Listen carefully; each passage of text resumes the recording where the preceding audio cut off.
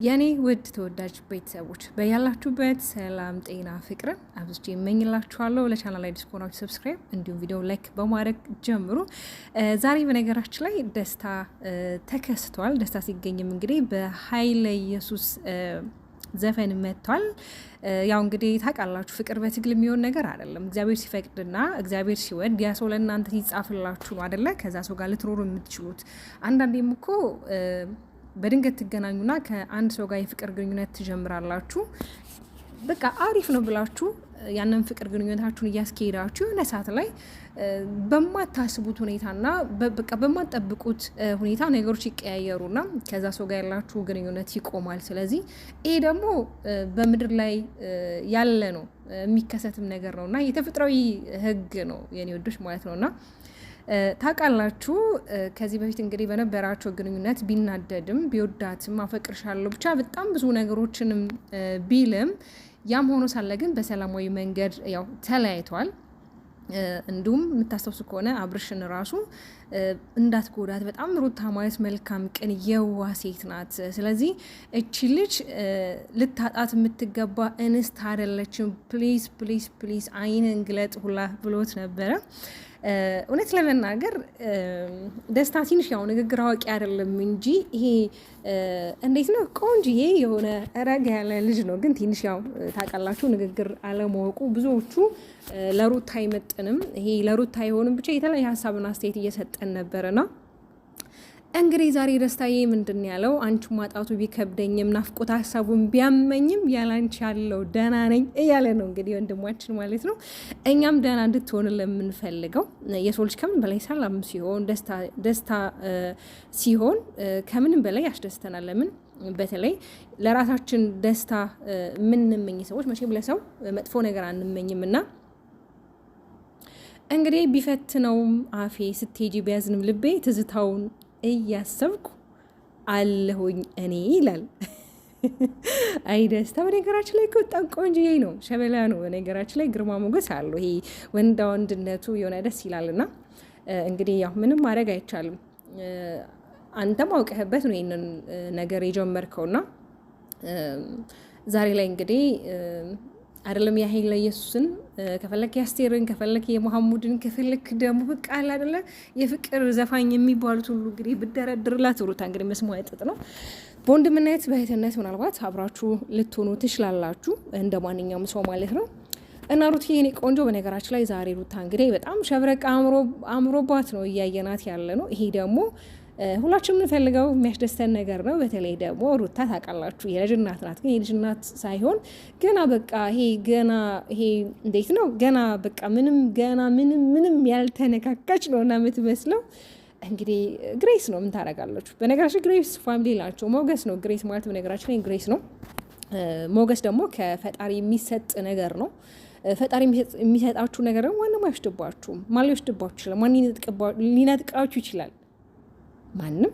ምናልባት ፈጣሪ ራሱ ከነጠቃችሁ እንጂ ማንም አይነጥቃችሁ። ሜሪም እንግዲህ አሁን ላይ እንግዲህ ዘና ፈታ እያደረገቻት ነው። በጣም ደስ የሚል ነገር ነው። ግን ደግሞ መጨረሻው ያማረና የሰምረ እንዲሆን ሁላችሁም ምኞታችን ነው። ለምን ብዙ ጊዜ ይላችኋለሁ ያው ሀሳቤን ሰጥ ይሄ የኔ የግል አስተያየት ነው። አንዳንድ ጊዜ የሰዎችን ሕይወት ለማስተካከል ብለን እነዛ ሰዎችን ወደማይወጡበት ሁኔታ ውስጥ መክተት እንደሌለብን ማሰብ ማገናዘብ እንዳለብን። ለምን ምንም ቢሆን እነዚህ ልጆች ተዋልደዋል። ከተዋለዱም በኋላ ደግሞ በመካከላቸው ልጅ ስላለ የሚገናኙበት አጋጣሚዎች ብዙ ሰፊ ናቸውና ቂምና ጥላቻን ሳይሆን ለልጃቸው ማትረፍ ያለባቸው እርስ በርሳቸውም ቢሆን ነገሮችን በሰላማዊ መንገድ ለመፍታትና በቃ ነገሩን ለመቋጨት እንደው ታውቃላችሁ አሁን ላይ በቃ ሩታ እንደዚህ ደስተኛ ሆና መምጣቷ ከሜሪ ጋር ከዳኒ ጋር መምጣቷ በጣም የሚያስደስተን ነገር ነው። ለምን ሁሌ ጭቅጭቅና እነዚህ በጣም የሚሰለቸው ኦዲየንስ በጣም ይሰለቸዋል።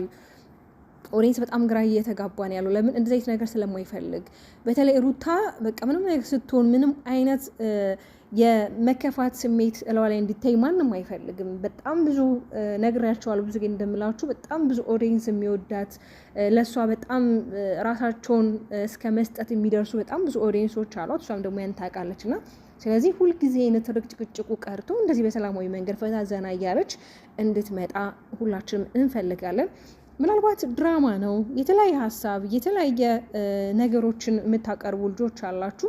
ግን ድራማ ቢሆን ደግሞ በዚህን ያህል መጠን ነገሮች እንደዚህ አይሰፉም። ለምን ሜሪ ራሱ ትላንትና በአንደበቷ በላይቭ እንግዲህ መታ ሲጠይቋት ነበረ። ሜሪ እንዴት ነው ማለት ይሄን ነገር እንዴት ነው የምታየው? ድራማ አይደለም ወይ ማለት እንዴት ነው ቀን ድራማ እየሰሩ ቤት አብሮ ነው ወይ የሚያዙት? ብቻ የተለያየ ሀሳቦችን አንስተው ሲጠይቋት ነበረ። በዛ ሀሳብ ላይም ደግሞ ቢያንስ እኔ እነሱ ድራማ ቢሰሩ እኔ እንዴት እዚህ ጋር ሶሻል ሚዲያ ላይ መጥቼ እዚህ ጋር በጣም ብዙ ህዝብ በተሰበሰበበት እኔ ስቲል ጓደኞቼን የማከብር እንስት ነኝ እና እንዴት ድራማ ቢሆን እኔ አብሬያቸው ልተባበር ይችላሉ። እና ድራማ አይደለም ይሄ እውነተኛ ነገር ነው። እኔ ከዚህ በኋላ ነገሮች ለማስተካከል ፊክስድ ለማድረግ እሞክራለሁ ብላለች። ግን ደግሞ ያው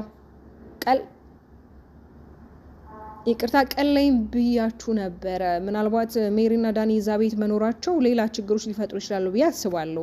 ይሄ የራሴ አመለካከት ነው። ለምን ከዚህ ቀደም የተለያዩ ችግሮች ስለተፈጠሩ ማለት ነው። ምናልባት ሩታዬ ነገር አትፈልገውም ስላስገድዷት ይመስለኛል። በነገራችን ሩቲ በጣም የዋ መልካም ትሁት የሆነች ገራግር የሆነች እንስት ናች። ለምን ማለት ሰዎች እንዲቀየሟት ሰዎችን ማስከፋት አትፈልግም። ከዛ አንጻርም እንግዲህ ትላንትላ እስቲ ካላችሁ እንግዲህ እናወራበታለን አይነት ነገር ነው። ግን ደግሞ እሷ የፈለገችው በቃ እንደ ማንኛውም ሲስተር ብራዘርሊ እየመጡ እየተጫወቱ እየሄዱ ወጣ ብለው ኢንጆይ ያርጉ የተዝናኑ እንዲገቡ ነው ሀሳቧ እንጂ አብሮ እንዲኖሩ አትፈልግም።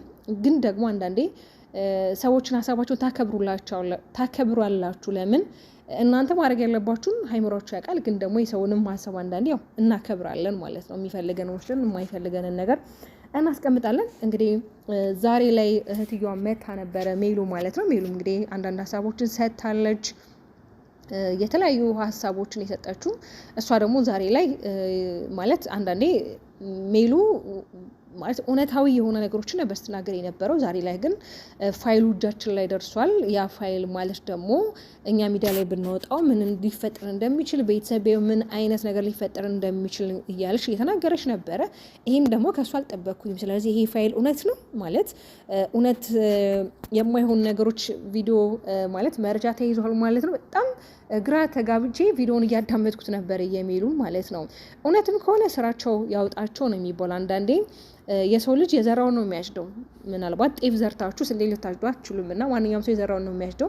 ጊዜ ደግሞ የራሱ መፍትሄ አለው። ጊዜ በራሱ ነገሮችን ያወጣዋል። ምናልባት የዘገየ ሊመስል ይችላል። ነገሮች ተደባብቀው ተሸፋፍነው የቀሩ ይመስላሉ እንጂ የሆነ ቀን እውነታውን መውጣቱ አይቀርም። ግን እኛ ደግሞ ሩትዬ የኛ ቆንጆ የኛ ንግስት በቃ ሰላም እንድትሆን ደህና እንድትሆን የምንፈልገው እሱንና እሱን ብቻ ነው። የኔ ውድ እንቁ ተወዳጅ ቤተሰቦቼ ወተ መናገር በጣም ነው የምወዳችሁ፣ በጣም ነው የማከብራችሁ። በጣም በቃ እንዴት ልበላችሁ ለእናንተ ያለኝ ክብር በጣም የተለየ ነው። በተለይ ሰዎችን የምታበረታቱበት፣ በተለይ ለሩት ያላችሁ ፍቅር፣ በተለይ በቃ ሀሳባችሁ የምገልጹበት መንገድ በጣም ነው የሚያስደስተኝ። እውነት ለመናገር የሰው ደስታ የሚያስደርሰው ሰው ምን ያህል እንግዲህ መልካም ሰው እንደሆነ መግለጽ ለእናንተ ቀላል ስለሆነ ለእናንተ ትቼዋለሁ። የኔ ውዶች በያላችሁበት ሰላምና ጤና ፍቅርን አብዝቼ እመኝላችኋለሁ። ቪዲዮ ላይክ አድርጉ፣ ሰብስክራይብ አድርጉ። ከወደዳችሁ ደግሞ ቪዲዮ ለጓደኞቻችሁ ሼር አድርጉ። እኔንም አበረታቱኝ። በሌላ ቪዲዮ ተመልሼ እስከምንገናኝ ሰላማችሁ በዚህ ይበልኝ። ባባይ